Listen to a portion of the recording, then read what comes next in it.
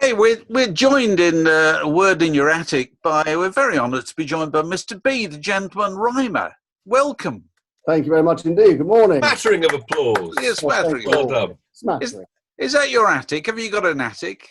Well, unfortunately, I live in a sort of Art Deco flat, so we don't really have an attic. Right. It's a funk room, but nobody wants to be filming anything in there. It's very dungeon-esque. That's a great word. So how are you coping with the current state of affairs? Well, I mean, to be frank, as far as my own lifestyle, obviously, the main thing that's happening is that I've got no recitals to do or anything like that, which is my main, source of income. But outside of that, day to day, I'm used to sitting around in my smoking jacket and doing very little anyway. I imagine fondly that you're sitting there spreading bloater paste on crumpets, drinking sherry and listening to Jack Hilton and his orchestra. Well, like, I'm going to bring a watermelon to my girl tonight. That's just the way I imagine it. So you don't have a gentleman's personal gentleman to kind of gently wake you in the morning with a cup of tea or anything like that? I don't. I tend to wake the wife with a nice cup of tea, really, myself. So I've taken that mantle on here. I am the butler. Right, but you've dressed for the occasion. I note. Is that a smoking jacket or a dressing gown? It's a smoking jacket. It's just just down to the whatever it is. It's, a shortish one. Right. I'll say it's a smoking jacket. I don't know what you mean about dressing up there. I'm not sure what you're on about. And the moustache is real, isn't it? Yes, it's all mine.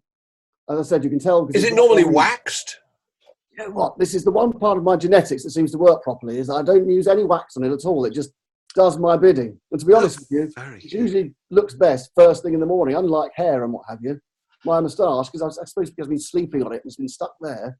First thing in the morning, it's great. As soon as I get up and have a shower, it all goes horribly wrong and you have to start arranging the whole thing. Because Poirot often used to sleep with a kind of strange sort of arrangement apparatus to keep it in position. Yeah. The moustache hammock. That's right. They're known.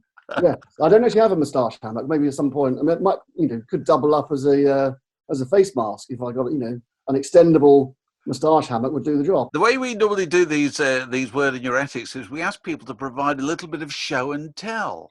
I believe you've got some little objets. I do have a few objets. I suppose you can share with us. Yeah. Tell you what. I thought I might as well, being a musician, start with my favourite ukulele, which is this one here. Right. I don't know if this is reversed or not. I can read that perfectly. With the word chap-hop actually inlaid into the fretboard. Into mother and pearl. I did a show in Manchester a few years ago, and this chap came up to me and just said, if you could have any ukulele in the world, what would it be? And I've always loved the old sort of Gretsch electromatic guitars. So I just said, I'd like a ukulele. If I could, I'd have a ukulele that looks like an old 1950s Gretsch guitar. And then a few months later, this chap phoned me up and said, made you one. His name was Chris Large, and I think he mainly makes more medieval instruments, but he made me this thing, and it's absolutely a thing of beauty. Isn't it just? Isn't it? Can you give us a very quick twirl on it? Very good, very good. How many ukuleles have you got? Well, that's the question. This is the thing about ukuleles. It's not like, pianos or expensive guitars. Usually you can buy them relatively cheap, which does seem to me, tend to encourage, impulse buying, perhaps. Right. So I did line a load of them up on the sofa and take a photo of them a while back. And I think there were about 30 something then. That was probably about 3 years ago. I'm trying to get off it. I stop at any time if I wanted to. Okay. So what's next? What's next to show us? Someone else made me something a little while ago, which was rather fun, which I kind of thought sometimes I get, because it's just me if I'm making videos, I'm just one person, I do all the music and I do everything. So I realise if you're in a band, if you're making a video, it's sort of easier because you can go, oh, there's the bass player, there's a bit of the drummer, there's the guitarist and what have you, whereas it's just me. I thought I needed a little extra something or an extra someone to include in videos. So a very talented friend of mine in Brighton called Jay Smith decided to make me this. Who is Mr. Littlebeard. Nice. Yeah. Which is rather fun. And he turns up in a few videos every now and again when I get bored with just looking at my fizzog the whole time. No, very good. What's that made of? Apparently it's the actual whatever sort of felt material they make the Muppets out of. So yeah, he's sort of felty. Filthy. I don't know if his moustache is real though, but yes, he does the job. But yes, I was rather pleased he was handed over in a pub, which is quite an interesting little scene. I have to say. What's next? What have we got? Okay, well, I know a lot of what I do, I tend to go on about, I'm more of a cricket man really, but deep down, I'm a sort of non-league football fan, and specifically Sutton United fan. Oh, right, okay. And this is a ticket for when Sutton United played Leeds.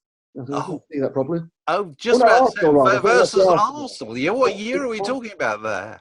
Yes, it was in the FA Cup about 3 years ago. Right. It went on this run and beat Leeds and then beat AFC Wimbledon and then played Arsenal. And they beat us only 2-0.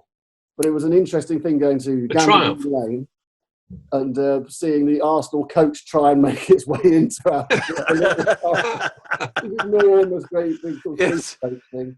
They're ridiculously big, the coaches that Premier League sides use nowadays. They're absolutely mad. Yes, it's quite bonkers. I think that was the whole thing. They decided to pretty much use their coach, I think, as the dressing room. Yes. As the changing room. I think they went straight in.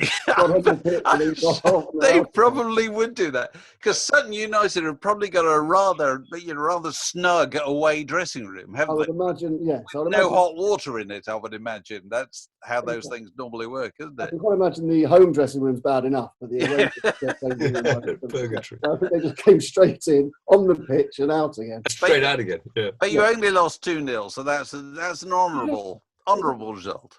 Exactly. Well, I think that was the interesting thing I found was that, you realise there was one little bit of play when someone crossed the ball over, and then being at Gander Green Lane, the Sutton United ground, you think, well, that's going out. And suddenly, Alex Oxlade-Chamberlain is there as if by magic. Yes. Think, I've never seen anybody run like that fast on this pitch before. It was just...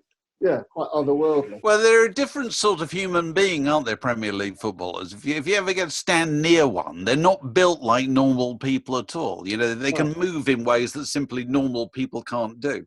Yes, exactly. Well, you realise that with the sort of levels of play and what have you. I mean, I could play a little bit when I was younger. I remember when I was at college, we had a guy who played for Deal or something like that, just a non-league team. And we kind of had to ask him to not play anymore because he was far too good. You play for an amateur team, but if you are just too good, can we please have to play with someone else? What else you got, Jim? What else you got? Well, a couple of the sort of what you might call the basics, I guess. Just a notepad, which I always carry around with me. I tend to buy these little Muji ones that are quite just very nice and square, and there's no extraneous little... Do you get very obsessive about notepads as stationery? I go through phases. I can only use one kind of notepad. I go like 5 years with one notepad, and then I switch to a different one. Yeah, I think we do get that. I've had these sort of Muji ones for ages. Funnily enough, I did an interview with look at me name dropping. I did an interview with Michael Palin for the Chap magazine. I sometimes write for the Chap magazine. Yeah, and did an interview with him, and it was in his writing room and what have you, and he has the same, notebook. His diaries are all basically the same notebook from since the late '60s or so. I don't know where he's able to get them. I can't remember where they're from. Is this for writing lyrics and lyric ideas? Because I can't actually read music properly, so if I'm writing chords down, where are we? I have to put the diagram. That's great. Oh, very good. Yes. Oh, that's good to know. Yes. Excellent. Again, we're giving away a few song names. So No, that's great. People will end up recording them before I do. What else have you got? Okay, let's have a think. Well, here, actually, I became, talking of becoming obsessed with things, I became rather obsessed with these little things. This is the Teenage Engineering Pocket Operator. This is the PO33. They do about 12 of these things. This is like a mini sampler. It's one of those things that when I started recording in my teenage years, all I'd thought was that wouldn't it be amazing if we could just have the whole studio in one little package? And yeah, they're just great fun. They have a silly little screen there, which is just called the KO. So I had these yes, I can see. there. And when you do things, you can sort of make beats on them, whatever. I don't know if you're able to hear that very well. So how old is that? When was that? When was that made? This is probably a couple of years. This has been around now. They've got Right. a company called Teenage Engineering from Sweden, and their sort of flagship thing is a little mini synth called the OP1, which I've got one of those as well, which is a sort of entire little weird studio in one very nice. It looks like those old Casio VL tone things. It's white with lots of coloured buttons on it.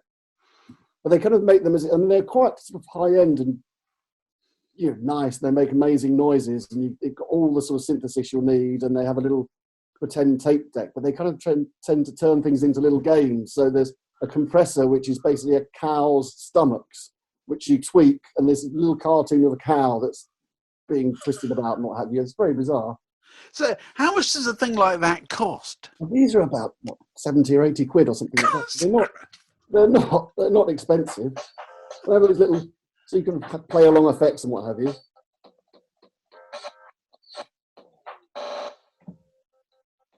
Well, It's amazing. That is amazing. astonishing. So you run the whole the whole gamut. You have the ancient ukuleles of the Absolutely. association with the 1920s and 30s, I suppose, but also the most up to the minute sampling tools and so forth.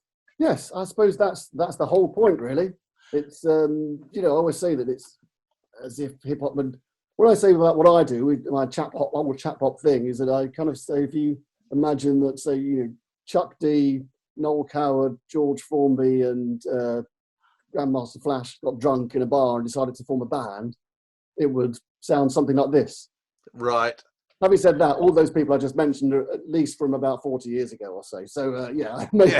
That's true. Yeah. So I note on your YouTube channel that you've not been completely idle in the last few weeks of lockdown. You've been doing your hunker down diaries, which people can look at. But you've published a new song about grammar. Yes. Well, actually, it's not specifically a new song. It's actually a live version of an older song from my album Can't Stop, Shan't Stop. Right. But yes, there's I am writing a few new things. I've obviously, everybody now is just doing things based on the current situation. So I've got a few songs. I have a slightly tasteless song about loo roll, which I shan't go into. I've got. Is that your version of Fade to Grey? That's right. Yeah. There we Yes, go. I've seen that. Yeah. I can only apologise to everyone. There we go. Slightly unsanitary tone to it, I think. Slightly unsanitary, yeah. Not necessarily on brand, but it at the same time it is really. I mean, it's the whole thing is that I can, because of the way I present myself, I can get away with being slightly filthy every now and again. Right. Kind of get away with it. I've also done a sort of a kind of old school hip hop song called "I've Got the Skills That Used to Pay the Bills." People who want to be cheered up during the current unpleasantness by a man with ukulele, much as the nation was cheered up during the unpleasantness of the 1940s by a man with a ukulele. This is George true. Formby. They can go on Mr. B's website or his YouTube channel and find lots to amuse them there. And he'll be back with down your way with more recitals once this current situation is over. Can we say that? I hope so. Yes. Well, very nice to talk to you. Thank you very much for being Very good to talk to you. a guest in Word in Our Attic. Cheers. Thanks Cheers. very much. Cheers.